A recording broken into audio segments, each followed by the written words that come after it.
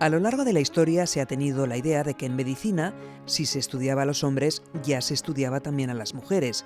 Las consecuencias de este sesgo de género son muchas, desde errores y retrasos en los diagnósticos y la estrategia terapéutica hasta una desigualdad en la atención sanitaria. Y la salud mental no escapa a esta perspectiva. Hoy hablamos con una experta en la materia con la que vamos a tratar de averiguar si el problema persiste o si ya se están teniendo en cuenta las cuestiones de género, por ejemplo, en el campo de la investigación. Soy Vicky Pizarro, periodista, y os acompaño en este viaje de la mano de Salud Mental Euskadi. Kaixo, ongi etorri. Historian zehar pentsatu izan da, medikuntzan gizonak aztertzea nahikoa zela emakumei buruz ere jakiteko. Genero joera horren ondorioak asko dira. Diagnostikoan eta estrategia terapeutikoan akatsak eta atzerapenak gertatzea. Eta osasun arretan desparekotasuna sortzea besteak beste. Eta buru osasunean ere eragina izan du ikuspegi horrek. Horregatik, gai horretan aditua den profesional batekin hitz egingo dugu. Canal Podcast del Área de Igualdad de Salud Mental Euskadi. Federación de Asociaciones Vascas que trabajan para defender la dignidad y los derechos de las personas con problemas de salud mental y sus familiares. Somos Agifes de Guipúzcoa, Asafes de Álava, Abifes de Vizcaya y Asasam de Ayaraldea. Y contamos con el apoyo de Emakunde y el Departamento de Bienestar, Juventud y Reto Demográfico del Gobierno Vasco. María Teresa Ruiz Cantero, bienvenida. Muchas gracias por la invitación. ¿Qué tal? Pues estupendamente. María Teresa es catedrática de Medicina Preventiva y Salud Pública de la Universidad de Alicante e investigadora especializada en prevención y salud pública con perspectiva de género. Desde los años 90 lleva analizando la discriminación terapéutica y de diagnóstico que sufren las mujeres. María Teresa, ¿qué es el sesgo de género en la atención sanitaria? Pues el sesgo de género en la práctica profesional de la medicina es la diferencia en el tratamiento médico de hombres y mujeres ante la misma necesidad sanitaria, obviamente, y el impacto del cual, de esta diferencia en el tratamiento, puede producir efectos o impactos positivos, negativos o neutros. Esta es un poco la definición, pero en definitiva, como fue desarrollada a comienzos de los años 90 por la Sociedad Americana de Mujeres Médicas, está claro que la intencionalidad que tenía era evidenciar que existían menor esfuerzo diagnóstico y terapéutico en mujeres que en hombres ante el mismo problema de salud. Esto no tiene nada que ver con que las enfermedades pueden afectar de manera diferente a hombres y a mujeres. Bueno, en parte sí, porque lo que sucede es que a lo largo de la carrera de medicina no estudiamos que haya diferencias biológicas entre hombres y mujeres. Ya en el año 2012 hay unos informes que son muy famosos que se llaman los informes EMBO Reports, es en inglés, y evidenciaron en 54 patologías diferentes, enfermedades, que había diferencias en la manera de manifestarse si eran mujeres que si eran hombres. El caso más conocido, digamos que es el tema del infarto, en donde pues en los hombres es más como el de las películas o el del libro. Dolor precordial en la zona izquierda del pecho, ¿no? Con irradiación a brazo izquierdo. Esto es típico y si se sospecha, por parte de los médicos se hace un electrocardiograma y sube una ondita que se llama segmento ST y esa onda suele subir en el infarto de los hombres, pero no es tan frecuente en el infarto de las mujeres. ¿Qué pasa en el infarto de las mujeres? Es que es como mucho más inespecífico la manifestación. Es como un malestar general, angustia, dolor sí en el pecho, pero no es tan definido como cuando lo manifiesta el infarto de los hombres. Y cuando se sospecha y se hace un electro, como comentaba, no se eleva esa ondita, ese segmento ST que nos viene a decir a los médicos que ahí hay un infarto. Y esto se produce porque en general en los hombres el infarto es en los vasos sanguíneos más grandes, mientras que las mujeres suelen ser pequeños infartos en microvasculatura, con lo cual no lo acaba de detectar bien el electrocardiograma. Es decir, que en definitiva se comporta de manera diferente el infarto en mujeres y hombres. y pasa en otras patologías. Ujú. Se me ocurre también que esto puede llevar a que, como la población en general conocemos los síntomas de los hombres, ante un infarto de una mujer podemos no identificarlo, no pensar que le está dando un ataque al corazón a esa mujer que tenemos a nuestro lado. Eso pasa. Ya a principios de los años 90 se hizo un estudio muy amplio en Estados Unidos y allí evidenciaron que había una mayor tasa de mortalidad hospitalaria, es decir, una vez que ya ingresaban mujeres y hombres con infarto, morían más mujeres que hombres. ¿Y por qué pasaba esto? Porque precisamente porque no se sospecha tan precozmente el infarto, porque no se manifiesta igual que el infarto del libro, ese que estudiamos o el que se ve incluso en las películas, pues las mujeres tampoco acuden si no lo tienen tan claro.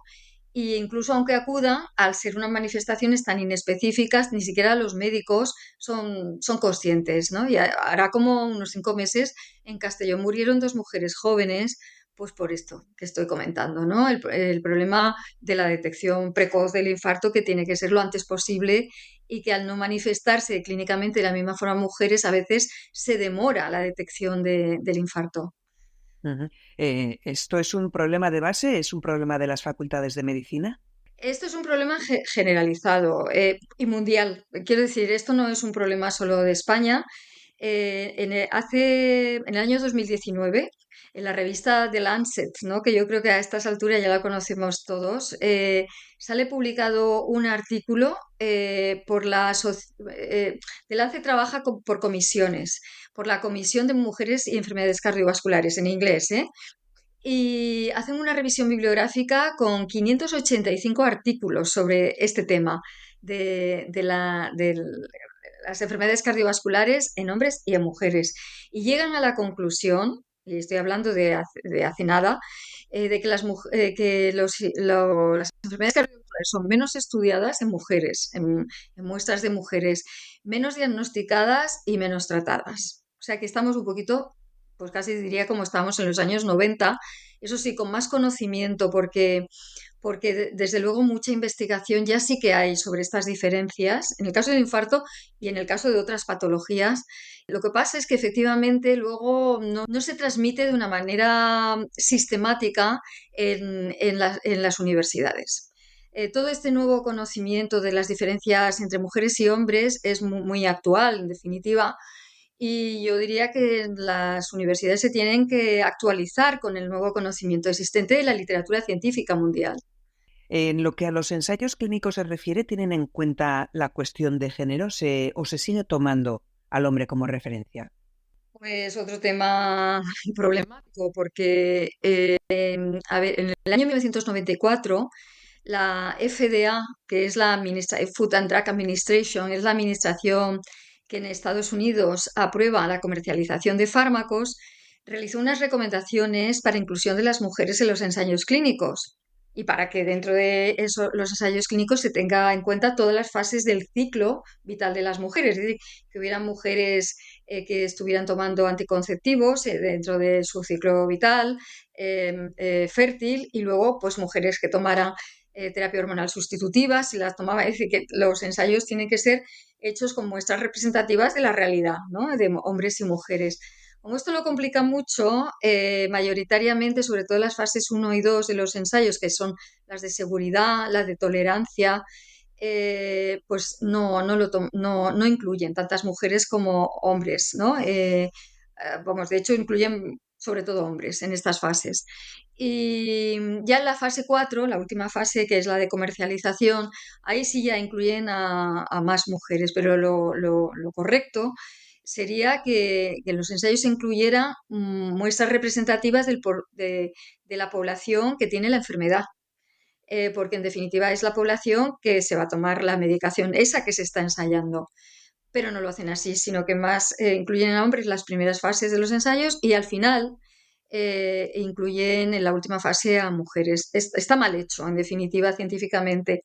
Yo siempre pongo el ejemplo, si vale, del flibanserin, es como la Viagra femenina, que en el año 2015, quiero recordar, intentan comercializarla en Estados Unidos, pero, pero no empezó a sonar en la comunidad científica que si se tomaban este fármaco tenían posibilidades de tener reacciones cruzadas con el alcohol. Entonces, la empresa farmacéutica, muy bien hecho, hizo un ensayo clínico, pero yo me entero por la revista JAMA, Journal American Medical Association, una revista realmente de mucho relevancia dentro de la comunidad científica, que hay unos autores que vienen a decir, está muy bien que la empresa farmacéutica haya hecho un ensayo para ver si hay reacciones cruzadas con el alcohol, pero no se entiende que hayan utilizado a 25 sujetos sanos, donde 23 son hombres. Es decir,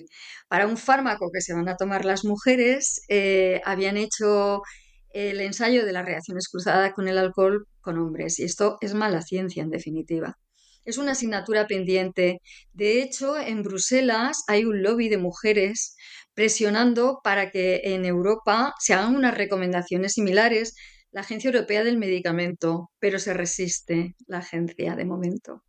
Se entiende, por lo tanto, o se puede llegar a la conclusión de que los medicamentos nos afectan de diferente manera, que quizá en determinados casos haría falta la pastilla para el hombre y la misma pastilla o el mismo principio para la mujer.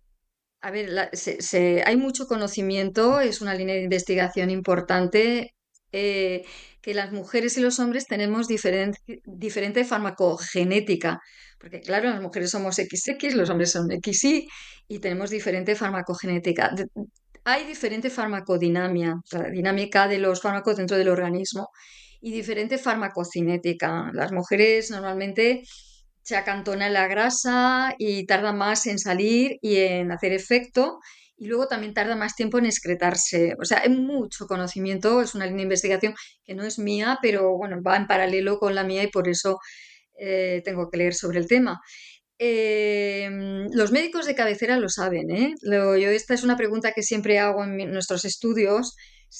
¿Sabes que hay diferencia en farmacocinética, dinamia y genética? Y te dicen que sí. Y la pregunta siguiente es, entonces, ¿la tienes en cuenta a la hora de prescribir los fármacos? Y dicen, no. ¿Y por qué no? Bueno, porque no están las guías y protocolos clínicos que ellos tienen que seguir, ¿no? En definitiva, sí que prescriben por peso y talla, que eso es muy correcto, pero no considerando las diferencias que acabo de comentar entre mujeres y hombres. Es también una asignatura pendiente que se deriva de, bueno, las responsabilidades que tienen los equipos que hacen guías de prácticas clínicas en nuestro país. Por ejemplo, eh, se sabe que la diabetes gestacional es un factor de riesgo de infarto y sin embargo no está dentro de las guías de prácticas clínicas preguntar por diabetes gestacional a las mujeres, ¿no? Pero ¿por qué las farmacéuticas no avanzan por este camino? ¿Por una cuestión económica les saldría menos rentable? Bueno, como nosotros hemos hecho revisiones de fármacos y para ver si había suficientes sujetos en todas las fases de los ensayos clínicos y publicado, los hemos publicado, pues sí que hemos leído sobre por qué no incluyen suficientes mujeres como hombres, ¿no? Bueno, el tamaño muestra el que se necesita y vienen a decir, por una parte, algunos que es porque encarecen los estudios en la medida que hay una diversidad de sujetos con características muy diferentes, sobre todo las mujeres, que encontrarían mujeres en fase, pues eso, con el ciclo menstrual en fase estrogénica, luego la fase luteínica, en fin, que las mujeres variamos mucho a lo largo del ciclo menstrual, ¿no? Del mes. En la variabilidad hormonal, y las hormonas interactúan con los fármacos, y eso hay que tenerlo en cuenta. O sea que tendría que haber mujeres que estuvieran en diferentes fases del ciclo vital, y luego mujeres que tomaran anticonceptivos, mujeres que no. Luego en la fase menstrual, mujeres que ya estén en fase menstrual, total, que lo complica. Los hombres también tienen variabilidad hormonal, pero no la que tan variada como la que tenemos las mujeres, y esto complica en los estudios, los encarece porque tienes que tener muestras de diferentes tipos de mujeres, ¿no? Eso por una parte, pero también hemos leído que muchas veces en los ensayos clínicos quien participan son mujeres y hombres que tienen bajo nivel socioeconómico o desfavorecidos en su nivel socioeconómico, y muchas veces las mujeres no pueden mantenerse en los ensayos clínicos porque no tienen dinero ni para el autobús o medio de locomoción que les lleva desde sus domicilios hasta el hospital donde están haciendo el ensayo clínico, porque normalmente les pagan luego de haber, que no se, que no se les paga, se supone que no se les paga, pero sí que se les dan las dietas, ¿no? Porque es inético pagarles.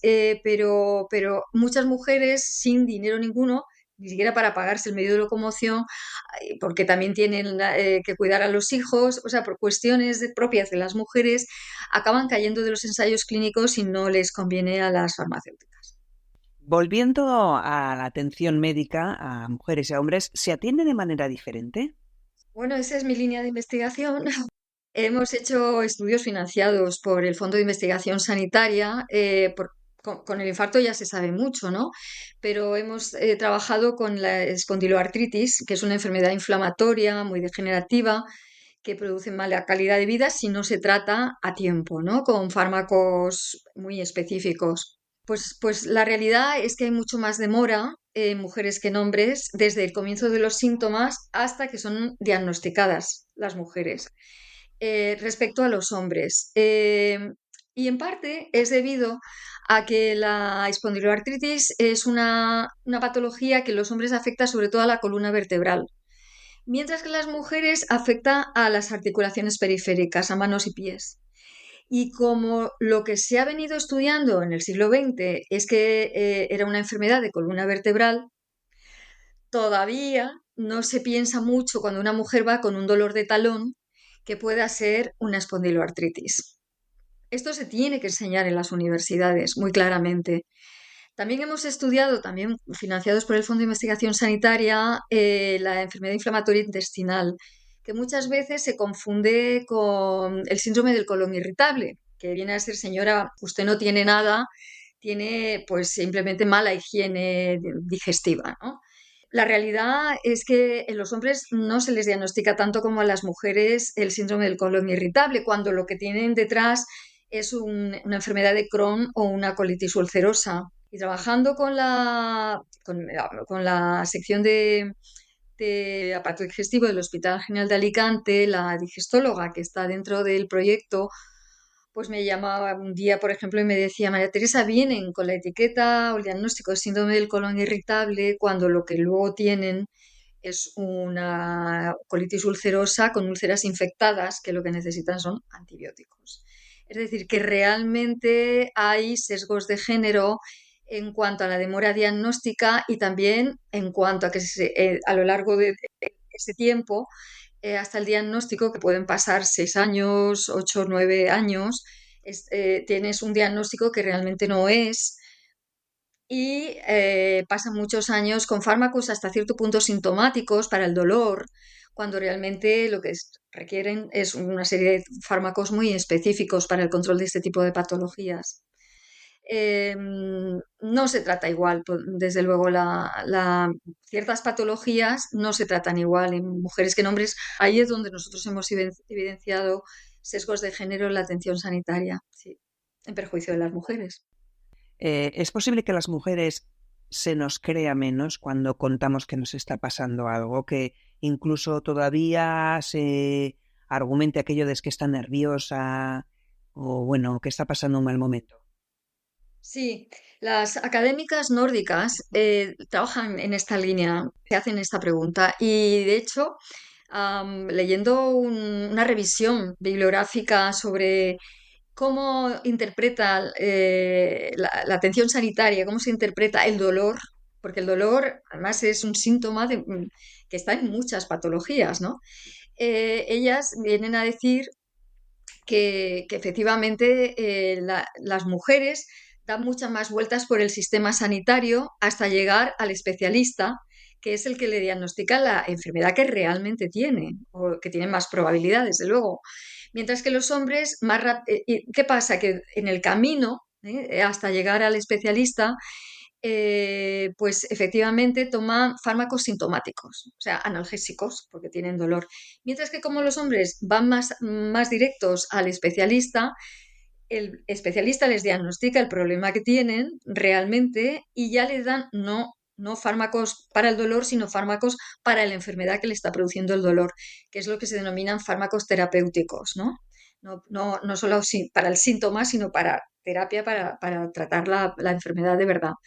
Esto pasa en todo el mundo. En los países nórdicos ya digo que hay bastante bibliografía sobre sus estudios, pero nosotros haciendo una investigación que justo nos financió el Instituto de la Mujer el año pasado, le hemos preguntado a los propios médicos de cabecera, médicos de familia, que también son especialistas de medicina familiar y comunitaria, en definitiva, y ellos reconocen que ante síntomas que son muy inespecíficos, como pueda ser el dolor o la astenia, ¿no? Cabe mayor probabilidad de que no es que no se las crea, sino que no piensen que pueden tener una enfermedad que es más grave y más orgánica, y piensan más que es un problema funcional.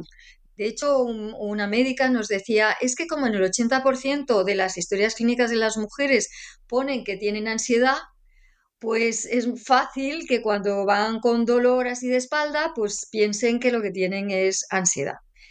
En Estados Unidos, precisamente por este motivo, en la Universidad de Harvard, están enseñando desde hace un tiempo de otra manera a los estudiantes de medicina, bajo un fenómeno, un término que se llama metacognición. Pero básicamente lo que están enseñando es a los estudiantes a pensar qué están pensando cuando están delante de un paciente o de una paciente. Es decir, a pensar, bueno, ¿esto es orgánico o es funcional? Funcional significa que no tiene una enfermedad, que es más mental, ¿no? En definitiva. Y se tienen que pensar a su vez, pero pienso que es mental o que es funcional, como se dice. ¿Estoy pensándolo porque lo es? ¿O porque cabe la probabilidad? ¿O porque realmente tengo un sesgo a la hora de estar escuchando a esta mujer? ¿No? O sea, es pensar qué están pensando para ver si pueden estar cometiendo sesgos de género a priori. Y yo creo que esto es fundamental. ¿Hay patologías de salud mental que afectan más a mujeres que a hombres?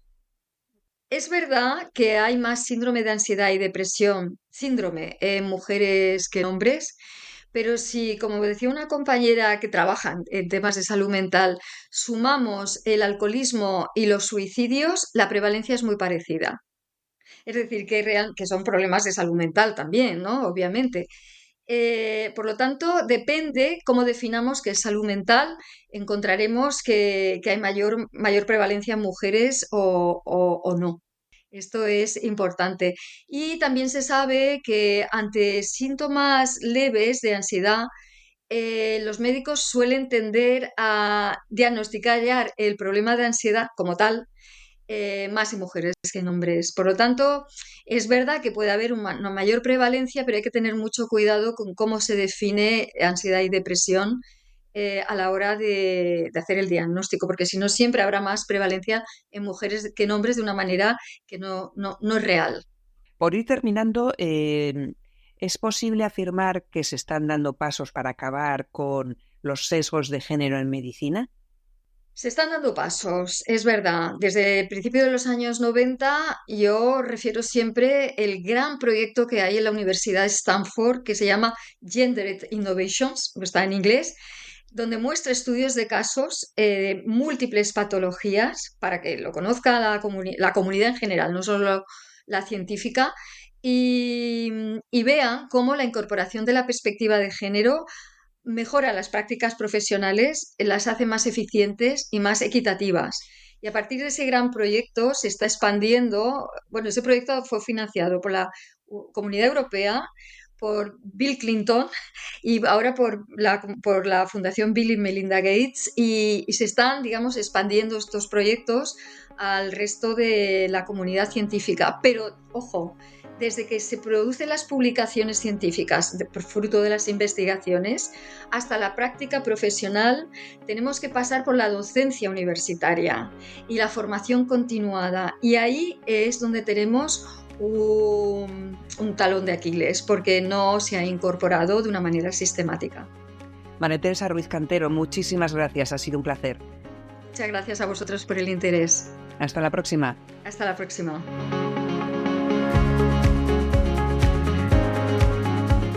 En 2015 todos los líderes mundiales estuvieron de acuerdo en lanzar un llamamiento universal a la acción para poner fin a la pobreza, proteger el planeta y mejorar las vidas y las perspectivas de las personas en todo el mundo. Así nacieron los Objetivos de Desarrollo Sostenible. En 2017 se aprobó la primera Agenda Euskadi Basque Country 2030, porque aunque nuestra comunidad no dispone de capacidad normativa para modificar decisiones internacionales, sí tiene capacidad de influir e incidir. En este episodio hemos querido reflejar los sesgos de género en la medicina y las consecuencias que tienen estos sesgos en la atención a la salud, especialmente de las mujeres. Para ello hemos contado con María Teresa Ruiz Cantero, experta en el tema, y hemos querido poner en valor la importancia de la perspectiva de género en la aplicación de la medicina, así como el impacto que los sesgos de género tienen en la salud de las mujeres. Este episodio cuenta con el apoyo de la Agenda Vasca 2030 y hemos puesto el foco en el ODS 3 sobre salud y bienestar y su relación con el ODS 5, igualdad entre los géneros, en relación a los sesgos de género en la atención a la salud y su impacto en la salud de las personas, especialmente de las mujeres.